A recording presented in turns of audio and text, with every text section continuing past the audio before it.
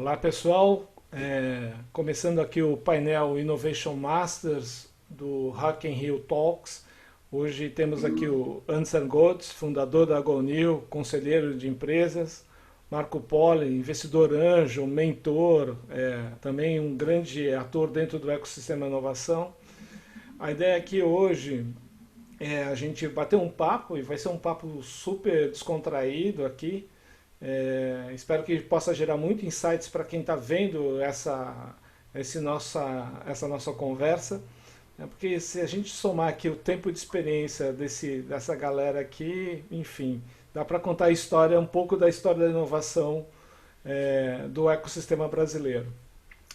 Bom, eu queria também que a gente, para começar, e enxergando os desafios que a gente tem dentro das organizações em relação à questão de inovação, transformação digital, né? Um pouco para eles se apresentarem. Aí eu vou pedir para o Marco se apresentar, falar um pouquinho dos insights aí que ele tem sobre o tema, e depois eu passo a bola para o Anderson fazer a mesma coisa, ok? Muito obrigado, Yogi, tudo bom? É um prazer estar aqui com vocês, muito obrigado pelo convite. O evento, já nunca participei fisicamente, mas sempre foi de bastante relevância, então fico sempre muito lisonjeado e honrado de participar aqui do evento. Vou me apresentar sucintamente, eu sou Marco Polo, eu sou engenheiro de formação. Desde que me formei, fui trabalhar, fui empreender, criei 5 startups, estou na minha quinta startup nesse momento, desde 2000, e fundador serial, sempre startups, sempre a maioria delas digital, 2 delas que tinham produtos físicos envolvidos, mas 3 puramente digitais, e mesmo que tinham produto físico, era um apoio ao mundo digital. A partir de 2010 comecei a investir, investi em 50 empresas diretamente até hoje, mais algumas através de veículos indiretamente. A partir de 2015 comecei a criar novas formas de se empreender, estudar inovação, estudar como melhorar a taxa de sucesso das startups, que é um grande problema, a taxa de morte é muito grande e isso tem diversos fatores. Comecei a estudar quais eram esses fatores, comecei a estudar como seriam formas de diminuir, especialmente num ambiente extremamente hostil, como é o ambiente de negócios brasileiro, que é um ambiente inóspito, um ambiente muito difícil.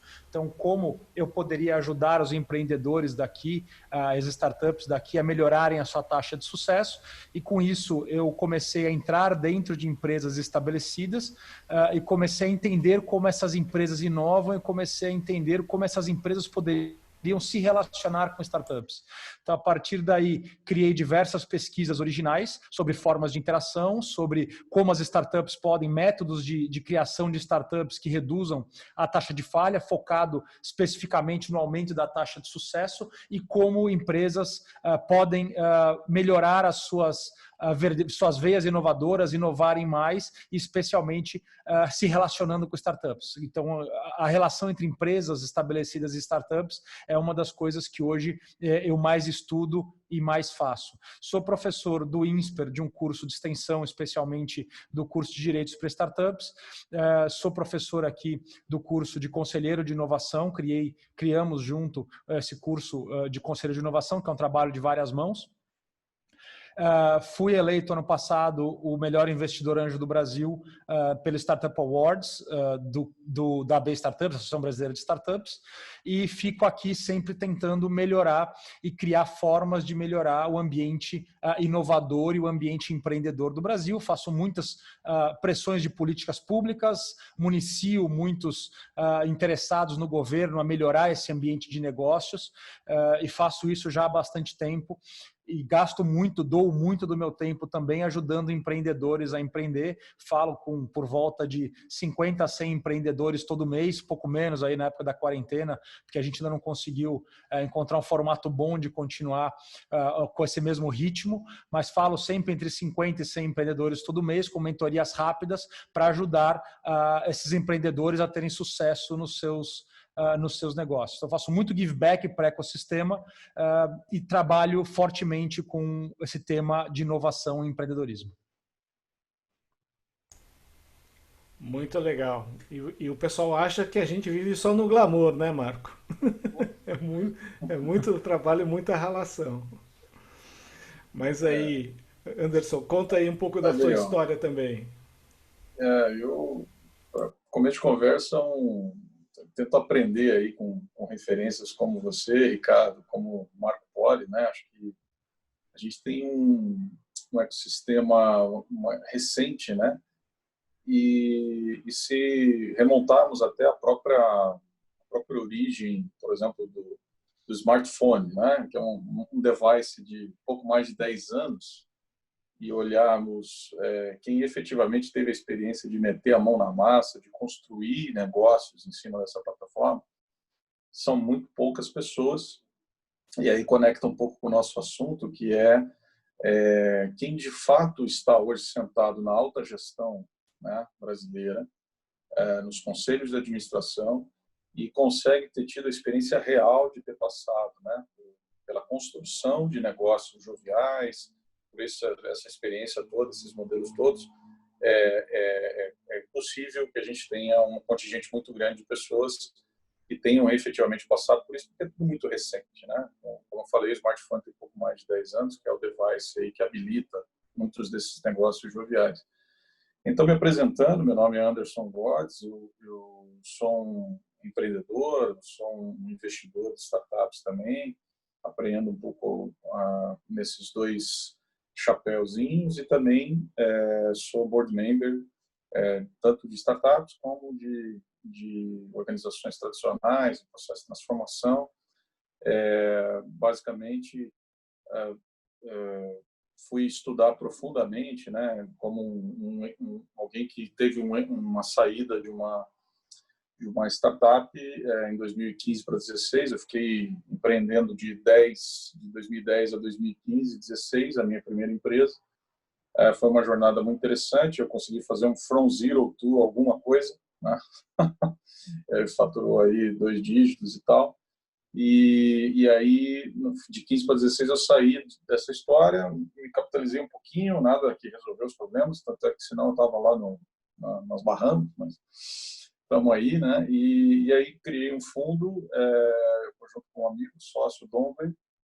A gente começou a fazer investimento, falei, pô, eu preciso estudar melhor aquela questão de governança, porque eu tinha uma trajetória até 2010 em grandes empresas, passei pela PwC, pela Unisys, foram minhas grandes escolas, e eu também fui para dentro da indústria, trabalhei 4 anos na Perdigão, antiga Perdigão, antes da fusão com a BR Foods, e eu era um cara de projetos, né? Um cara que, numa época em que você não tinha inovação aberta, o cara de projetos era aquele cara mal visto, né? Tem até um primeiro livro nessa área, chama Lessons Learned em Gerenciamento de Projetos.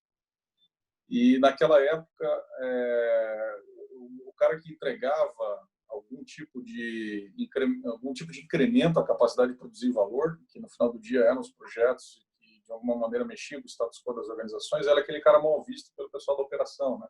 Que sempre entregava alguma coisa que estava faltando, né?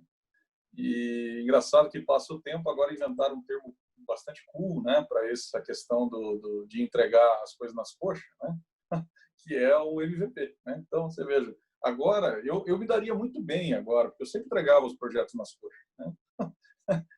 No mundo atual, deram um nome bonito e eu estaria muito bem agora, porque eu sempre entregava a Semiótica é coisa. tudo, semiótica é tudo. Eu Enfim, falo então um pouquinho que da, os da conceitos são trajetória. reciclados, né? Os conceitos são sempre reciclados aí, né? Então, um pouquinho da trajetória, fui um cara de grandes empresas, fui um cara empreendedor, agora investidor, board member, fiz um livro, esse livro que está aqui, sempre me perco com essa tela aqui, né? Livro Governança e Nova Economia, que era só para cumprir tabela no meu mestrado, né? Eu fiz um mestrado na FGV em governança. Tentei criar um método de governança, colocando em perspectiva as boas práticas de governança corporativa aos stage finances das startups. Hoje ele é só um livro inspiração realmente, né, para uma comunidade que se formou em torno. Então o livro é como filho, né? A gente fica super orgulhoso, mas de vez em quando tem um monte de vergonha de algumas coisas que ele faz ou algumas páginas que ele tem. Então o livro Governança e Nova Economia é um pouco isso. Hoje download é gratuito, né? Então quem está assistindo aí quiser se conectar, www.gonew.co, tá aqui, né? gonew.co. Pode se conectar lá e baixar o livro gratuitamente. É uma contribuição, assim como pode contribuir contribui muito para o ecossistema de inovação, dos caras mais inteligentes. A gente criou uma certificação, inclusive juntos, né, uma certificação para conselheiros de inovação, de muito sucesso já, junto com o Ricardo Amorim. E a gente procura, com matizes diferentes, né, desse assunto de governança, tentar ajudar, assim como você, né, professor Ricardo, um grande entusiasta aí de que nós precisamos renovar essas questões da alta gestão, dos conselhos de administração. É uma das causas que nos move aqui os três. Eu acho que não por acaso estamos três juntos aqui, né? E esse eu acho que talvez seja um grande desafio, né? Eu faço parte até de um grupo de trabalho do Inovativa Brasil. A gente vê o quanto que evoluiu o ecossistema, principalmente no processo de aceleração das startups, né? Mas as startups precisam ter clientes, né? E quando a gente vai para o B2B, a gente tem um vale da morte ali. Às vezes o processo do matchmaking não é o problema.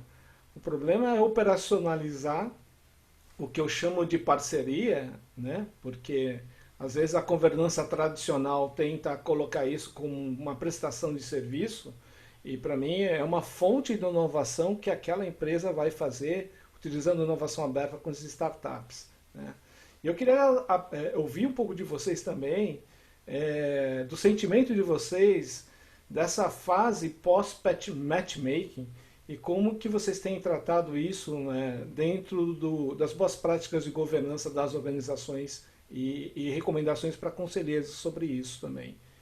E a gente tem aí um ponto que é super interessante, que é o nosso desafio, né, nós três e outros que estão na mesma bandeira, de trazer e ajudar a criar essa governança meio que inovadora nesse ecossistema atípico que a gente vive, nessa jabuticaba que a gente vive aqui. Ricardo, não digo que é só aversão ao risco, não, porque no momento em que você faz parte, você está tentando empreender, você está tentando criar alguma coisa nova, o Brasil te pune isso com a chance de algum mentiroso que convence um juiz que tem um processo super falho no meio do caminho, porque é um processo que foi feito para ser mais rápido do que confiável, ele pega um juiz ali que resolve que ele vai tomar tua casa. 30 anos atrás. Então, assim, a gente tem uma configuração que é muito brasileira, onde alguns entes conseguiram zerar o risco deles, transferindo, exponenciando o risco para os outros, aonde não tem um equilíbrio de risco envolvido. Então, a gente não tem um equilíbrio de direito, a gente não tem equilíbrio de risco, é um ambiente muito complicado. E a governança aí é o que nos separa de conseguir fazer isso com terceiros envolvidos ou não conseguir fazer isso com terceiros envolvidos. Porque sem uma governança apropriada, nenhum terceiro se envolveria com o fundador criando alguma coisa extraordinária. Porque o risco dele fazer isso no Brasil, desde a década de 90, eu tenho alguns livros que tratam disso, começou essa loucura com o Código de Defesa do Consumidor, legislação terrível, terrível, terrível. Quando ele foi, eu resolvi estudar isso um belo dia, quando o Collor sancionou o Código de Defesa do Consumidor, ele colocou uma ressalva ali, mas não vetou, no seu artigo 25, artigo 28, dizendo que é o artigo que desconsidera a personalidade jurídica da empresa, em qualquer dívida que a empresa deva para um cliente, dizendo ali, isso aqui é uma situação tão extraordinária que provavelmente nunca vai acontecer. Você olha e fala, isso virou regra, isso acontece 100% das vezes agora por causa dessa situação que era para ser extraordinária, que você escreveu na sua mensagem de veto como extraordinária e que o Brasil não entendeu. Você abriu uma caixa de Pandora que enquanto a gente não conseguir fechar, a gente fica girando o prato para conseguir empreender, para conseguir gerar riqueza. É muito complicado, né? Isso, governança vem para você, com essa caixa de Pandora aberta aí, e onipotente, onipresente, porque ninguém faz nada no Brasil sem que esse risco seja corrido, como você faz para equacionar esse risco de forma que você tenha um custo viável no final. Porque a parte engraçada, se não fosse trágica, é que as pessoas que impõem esse risco exagerado aos empreendedores, elas não entendem que elas mesmas pagam por esse risco. Esse risco está tudo classificado ali. Então, o Brasil é o país do eu quero tributar o outro, né? Ninguém acha que tributando o outro se autotributa. Então, assim, isso acontece aqui com muita frequência. A pessoa acha que o Estado só vai punir aquele cara. Vamos aumentar o imposto daquela empresa, vamos aumentar o imposto dos grandes, vamos fazer imposto sobre grande fortuna. O pessoal é um pouco pueril de achar que esse imposto não volta para você para ser cobrado do seu bolso também, né? É. Mas você sabe que putz, olha, eu aprendo muito com ele e vejo que a gente tem aí um desafio muito grande realmente nesse ponto que ele está falando, né, professor Ricardo? Agora, o que eu penso também, dois aspectos sobre essa questão brasileira versus a questão de governança e tal. Primeiro aspecto, esse é um problema brasileiro, mas também é um problema mundial. Por quê? Que todos os sistemas, boas práticas, instituições que preconizam algum tipo de referência vamos dizer assim, ao que deve ser, ao como deve ser a prática de governança no mundo, né? SEC, OECD, CVM, sejam institutos, fundações, ou seja o que for o tipo de organização, regulatória ou não, o fato é que a maioria dessas organizações elas têm dois problemas. Primeiro, são organizações tradicionalmente do velho poder. E aí, desculpa, nenhuma crítica aqui, na verdade, nós temos até que reconhecer o grande legado que essas organizações internacionais, ou mesmo as brasileiras, né? Você tem aqui a Fundação Dom Cabral, um legado incrível de governança familiar, né? Os programas PAEX, etc. Você tem o IBGC com um legado incrível também da governança pesada, né? B3, CVM, etc. Santo Paulo fazendo um belo trabalho lá também em São Paulo, com as meninas conselheiras e tal.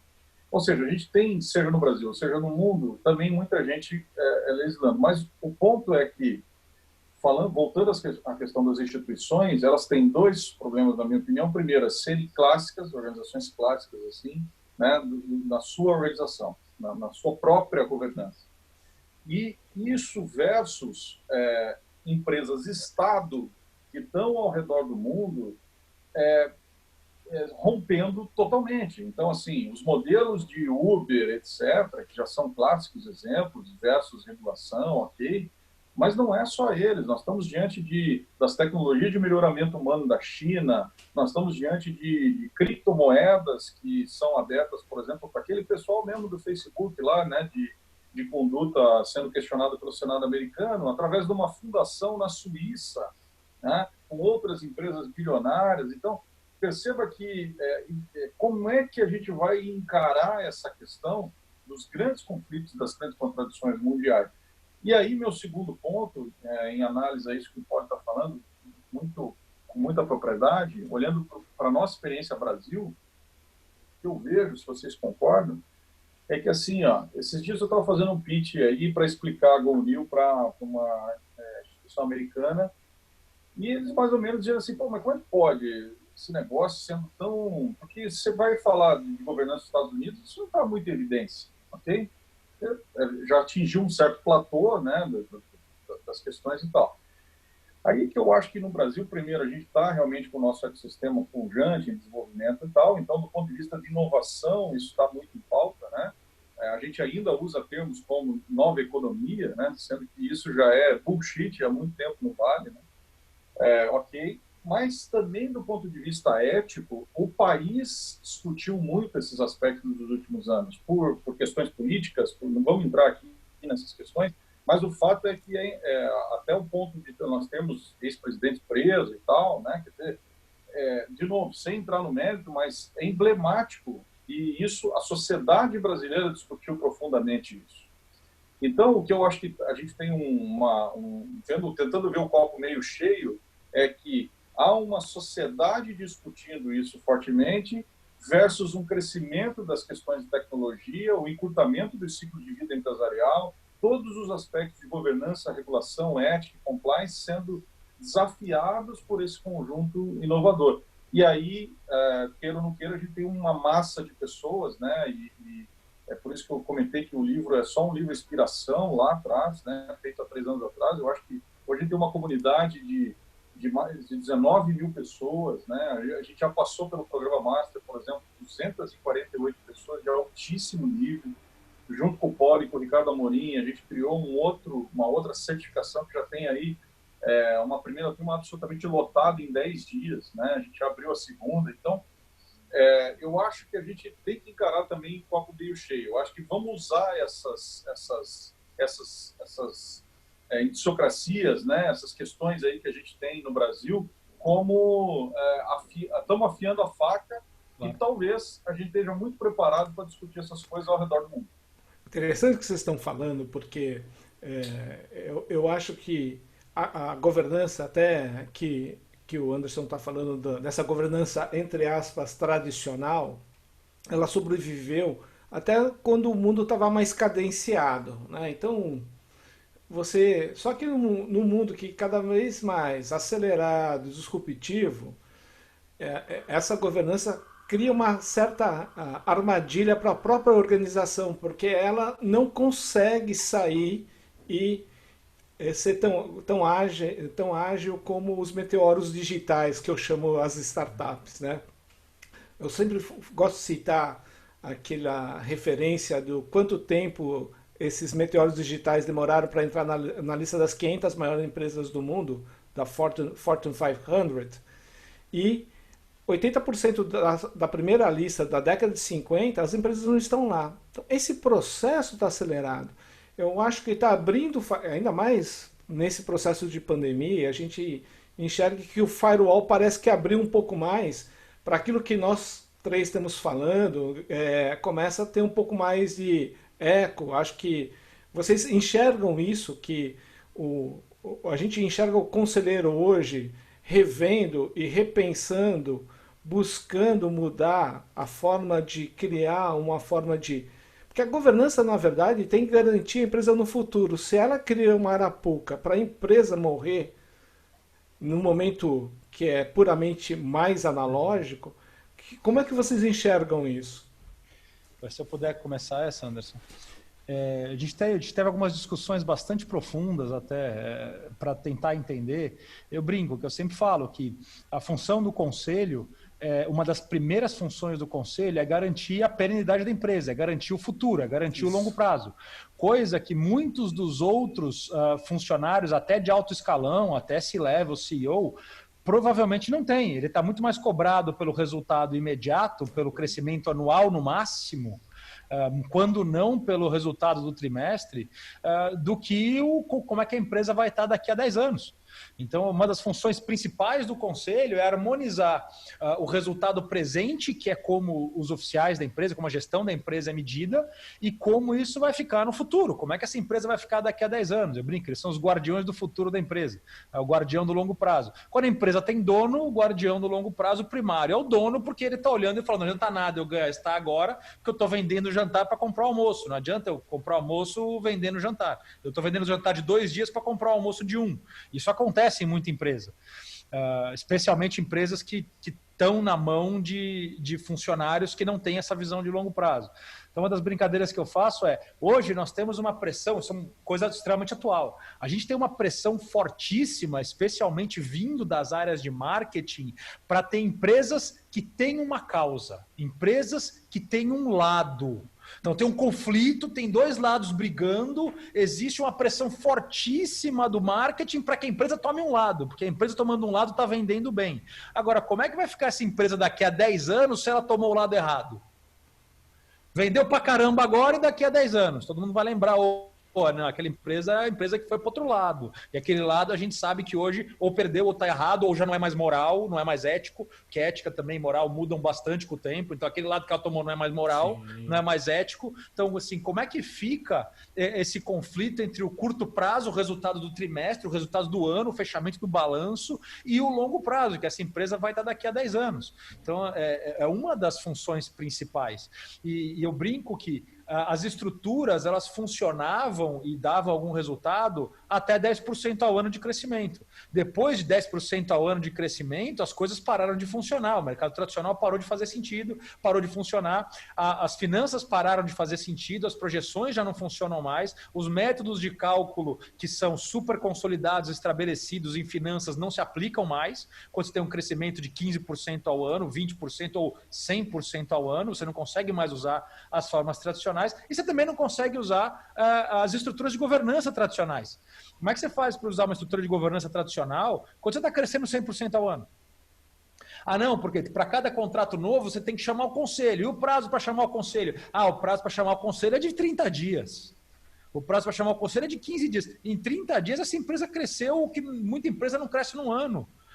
Numa economia exponencial, ou teve a oportunidade de crescer. Então, essas lógicas não fazem mais sentido. Então, eu brinco, Lei 6404, que rege as sociedades anônimas, a legislação brasileira empresarial é terrível, você não tem uma estrutura apropriada para esse tipo de empresa. Você tem a limitada, que serve para barraca de feira, para o salão de cabeleireiro, para padaria, para as coisas pequenas, ou para as coisas simples, que tem um único, só pode ser muito grande, mas que sejam simples, e você tem as SAs, que são pensadas para Petrobras, para Vale, para Embraer, para empresas públicas, para empresas de grande porte. Mas você não tem uma coisa no meio. Então você tem uma coisa que é extremamente lenta e amarrada, ou você tem uma coisa que não satisfaz porque ela não consegue equacionar os conflitos que acontecem entre os stakeholders, entre a base societária. Então não existe uma coisa no meio do caminho, ou uma coisa que seja mais apropriada. As estruturas de empresas são extremamente ultrapassadas.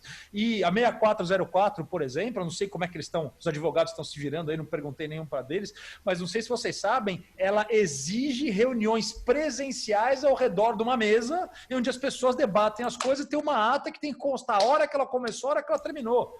No mundo de Zoom, no mundo de e-mail, no mundo conectado com decisões rápidas, o advogado brinca, né? Eu preciso que isso aí mude na lei para me livrar da mentira, porque toda vez é mentira, aquela ata não diz o que aconteceu.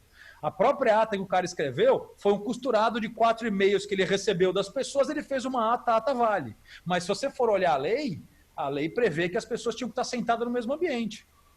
Por quê? Porque ela foi escrita na década de 60. Entendeu? Então ela já não comporta mais. É uma lei super extrema, o Brasil tende a supra-regular tudo. O Brasil é o país que não deixa margem à inovação. Então as pessoas olham aquilo e os iluminados que legislam e que propõem as legislaturas, eles sabem exatamente como aquela coisa deve ser feita, sem nunca tendo feito na vida. É muito comum isso acontecer. E aí ele faz de um tal jeito que algum iluminado pensou que deveria ser o jeito certo, que quem vai aplicar, os praticantes, olha e fala, cara, eu estou preso a isso, eu preciso seguir essa regulação, mas ela não faz o menor sentido. Então, assim, são coisas dicotomia. E aí, Anderson? Não, eu acho que a gente realmente tem um histórico aí, eu concordo com o Poli, né, de ser mais punitivo, né, dessa busca sempre partindo da premissa de que está todo mundo errado, né. Eu lembro do processo de nota fiscal eletrônica na minha época, aí, mais de 10 anos atrás, eu era das empresas, liderei um projeto que era bastante inovador na época, né? Um grupo de empresas aí que pontuou essa questão, e eu lembro que todo o formato, né, da prestação de contas que você tinha que fazer para que uma nota fiscal ela fosse autorizada. Olha o conceito disso, né? Quer dizer, você tem que pedir para faturar. Coisa que não acontecia na nota fiscal física, né?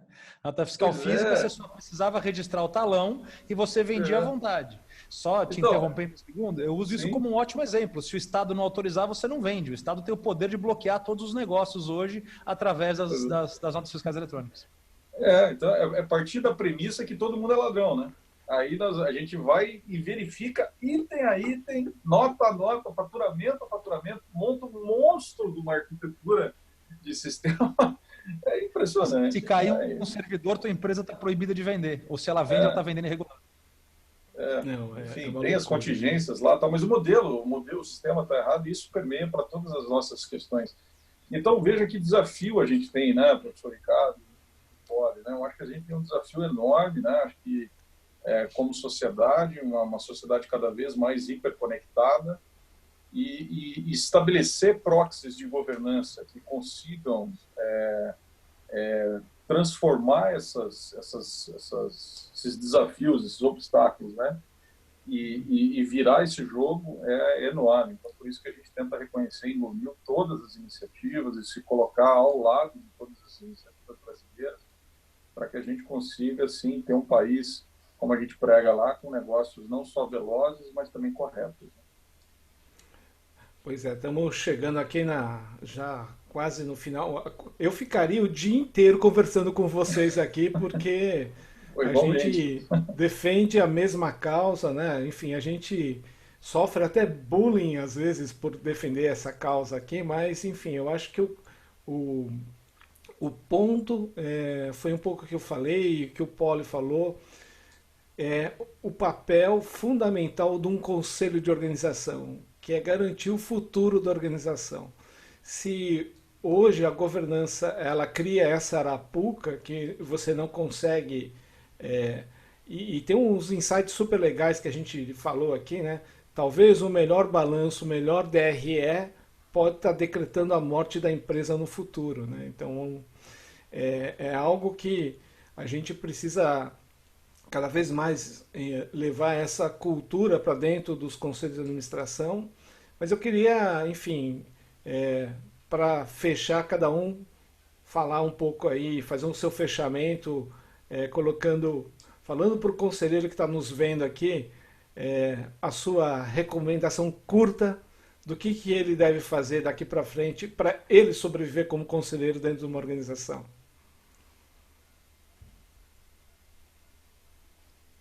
Vai lá, Poli, primeiro de gravata borboleta.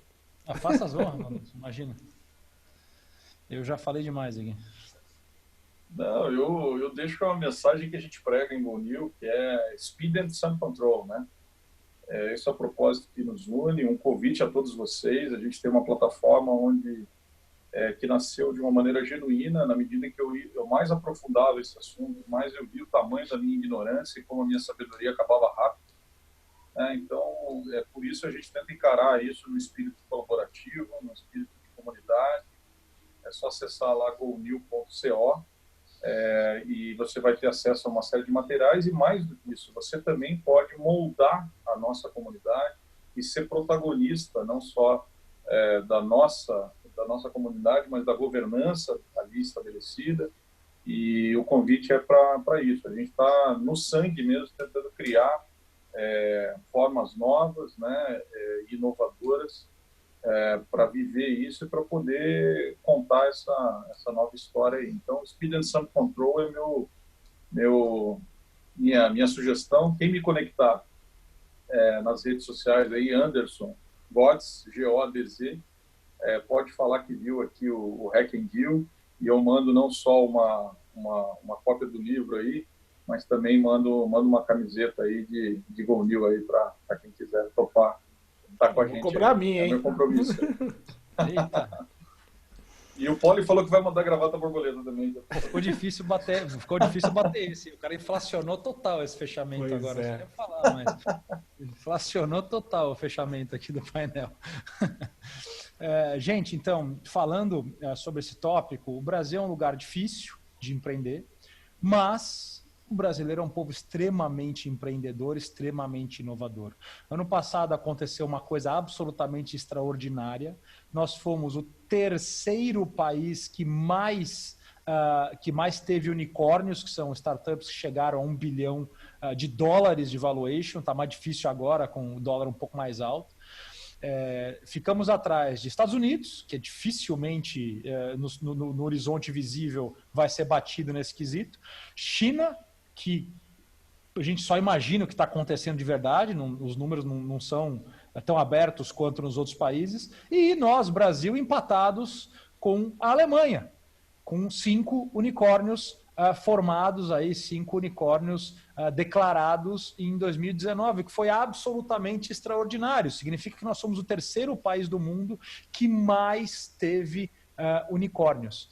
Isso acima do que era até então o nosso benchmark, que era Israel, que é um país que tem uma tradição de 30 anos nisso e que era o segundo país com mais unicórnios depois dos Estados Unidos, até recentemente, não sei se ainda se a China está passando, mas é um país de tradição empreendedora já de 30 anos, enquanto a nossa aqui é de 10. A gente está falando disso há 15, está começando a ter grupos e se formar há 10. Então, assim, chegamos numa posição em que o Brasil virou o país das startups, virou o país do empreendedorismo. E isso é necessário para o país. Então, você vira e fala, o Brasil hoje é um país exportador de commodities. Ele é um país que exporta minério, ele é um país que exporta agropecuária. Tem alguma coisa de errado com isso? É dinheiro que entra, não tem nada de errado, exceto que são coisas de baixo valor agregado, que cada vez vão ter menos valor agregado a isso, enquanto a tecnologia corre, e em compensação nós temos um povo extremamente inovador, que é louco para criar modelos de negócio novo, é louco para criar empresas novas, é louco para posicionar o Brasil ainda melhor no ecossistema internacional, no mundo, no globo, posicionar o Brasil ainda melhor como um país extremamente empreendedor e inovador. Então, assim, o futuro do Brasil está no empreendedorismo, o futuro do Brasil está, indubitavelmente, na inovação. O que nós precisamos? Nós precisamos nos convencer disso como país e nós precisamos entender e trabalhar e divulgar e disseminar o conhecimento de como isso é feito. Porque nossa matriz produtiva e exportadora hoje não vai nos levar muito longe. Nós temos comida artificial aí dobrando a esquina. A gente já tem carne que nunca passou pelo boi, sendo vendida a preços quase de varejo, em muitas pequenas escalas, mas já disponível. Eu consigo ir numa lanchonete nos Estados Unidos e comprar uma carne que nunca passou pelo boi, uma carne feita 100% em laboratório. Para isso alcançar uma escala industrial, é um pulo. Nossa matriz de exportação e produtiva não está preparada para o futuro como ela está. O Brasil tem uma oportunidade única agora de ser o país das startups. Mas entender como ele vai fazer isso vai ser o que vai nos fazer pegar esta onda ou nos afogar nesta onda. Tá? Aqui a gente está tentando fazer o máximo possível para conseguir surfar esta onda, mas tem um risco real de nós afogarmos nessa onda e é isso que a gente precisa ao máximo evitar. Muito bom, senhoras e senhores, com o coração doído, eu vou ter que fechar aqui, mas assim, eu acho que isso aqui foi até um masterclass, né? Vai ficar registrado aqui. Enfim, são coisas que temos, cada um de nós aqui defendido, trabalhado, muito naquele processo do give back, que o Marco Polo está falando, que eu acho que é fundamental também a gente contribuir com o ecossistema, né? É o que eu falo, crescer o ecossistema e não brigar por migalhas do ecossistema. Então a gente precisa ajudar nesse processo também. Espero estar com vocês em outros momentos, outras oportunidades. Contem com o meu apoio também, o que a gente puder colaborar vai ser um prazer. Então, eu vou fechar aqui essa sessão de coração doído, mas eu acho que hoje não é o fim, talvez seja o começo para muita gente que está assistindo esse vídeo aqui, pensando numa nova governança daqui para frente. Obrigado. Abraço, Obrigado, pessoal. obrigado. Muito obrigado, hein? Valeu, Poli. Valeu, Ricardo. Obrigado, valeu. Prazer. Valeu.